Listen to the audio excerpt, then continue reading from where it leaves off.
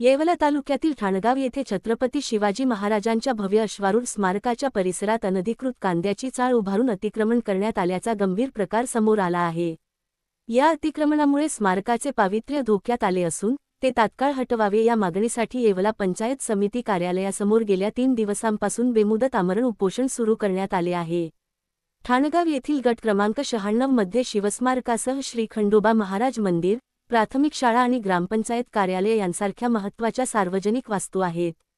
मात्र याच परिसरात स्थानिक रहिवासी अशोक विठोबा शेळके यांनी वैयक्तिक फायद्यासाठी बेकायदेशीरपणे कांद्याची चाळ उभारल्याचा आरोप आहे।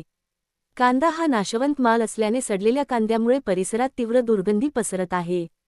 यामुळे मंदिर आणि शिवस्मारकाचे पवित्र वातावरण दूषित झाले असून शेजारील शाळेतील विद्यार्थ्यांच्या तसेच ग्रामपंचायत कर्मचाऱ्यांच्या आरोग्यावर गंभीर परिणाम होत असल्याची तक्रार नागरिकांनी केली आहे।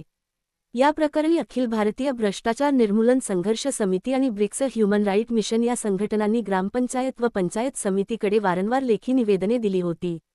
प्रशासनाकडून कारवाईचे आश्वासन देण्यात आले होते, मात्र मुदत संपूनही कोणतीही ठोस कारवाई करण्यात आलेली नाही। प्रशासनाच्या ढिसाळ भूमिकेमुळे संतप्त झालेल्या कार्यकर्त्यांनी अखेर आमरण उपोषणाचा मार्ग स्वीकारला आहे। जोपर्यंत बेकायदेशीर कांद्याची चाळ हटवून शिवस्मारक परिसर मोकळा केला जात नाही, तोपर्यंत उपोषण सुरूच राहील, असा ठाम इशारा आंदोलकांनी दिला आहे।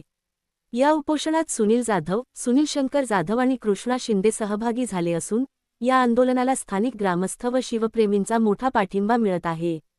आता प्रशासन तातडीने कारवाई करते की दुर्लक्ष करते, याकडे सर्वांचे लक्ष लागले आहे। येवला तालुका प्रतिनिधी Shri Vinod Balasaheb Ahire, Maharashtra today TV news Yeola.